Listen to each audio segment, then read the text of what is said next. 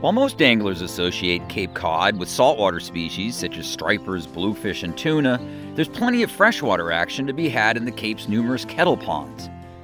These glacial-formed water bodies are filled with largemouth bass, as well as trout, pickerel, and other panfish, and make a great option when conditions make it tough to fish the ocean. In late May 2016, I fished Slough Pond in Brewster with Chris Nashville of Goose Hummocks Shops. We caught plenty of bass and pickerel that morning, and I learned a lot about the somewhat underappreciated kettle pond fishery, including some of Nashville's go-to lures and tackle.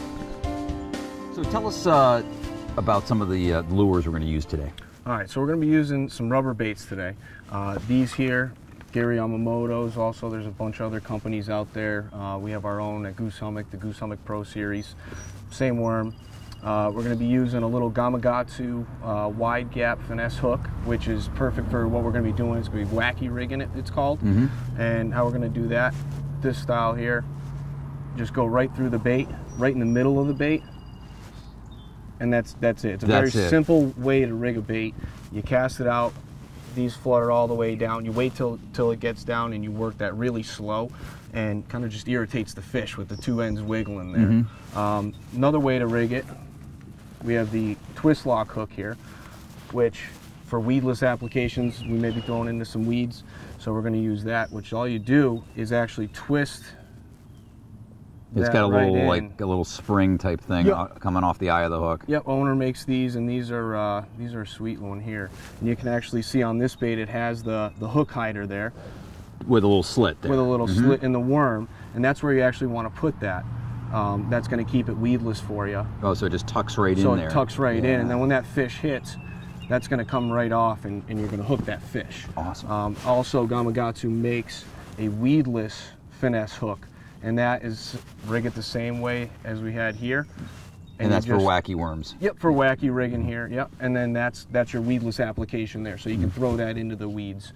This is a little more open water, you know, not so weedy, docks, things like that. Right. What colors work best? You know, in this early season, you know, mid-May to June. Early season, stay with pumpkin colors, green. We also have some here with a little chartreuse tail, and some of those, sometimes that application, that'll work really well. And we brought a few lighter colors in this kind of natural night crawler, you know, just so we have something else if they're not going to hit the green. But green, red flake, black flake, you name it, they're going to eat it. Do you find that certain colors work better on overcast days versus bright days? Yeah. The thing is, here on Cape Cod, I've always found the green pumpkin with the black flake to always work. Sometimes when you have a little bit more light, you can use these lighter ones, and sometimes that one will actually, this one here is really good, that nightcrawler color.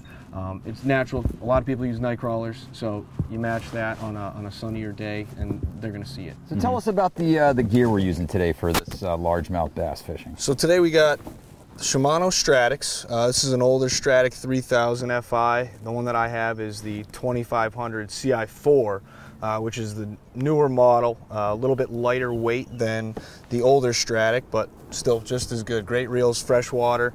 2500 and 3000 is the size you want to use. And then for the rods today, we have the St. Croix Triumph, and we also have the St. Croix Mojo Bass. Both of these under 7 feet. You can use 7 foot and under for a kayak is probably the best. You do want to be able to reach up and go right around the bow if you do need to. But these rods are great. I mean, they're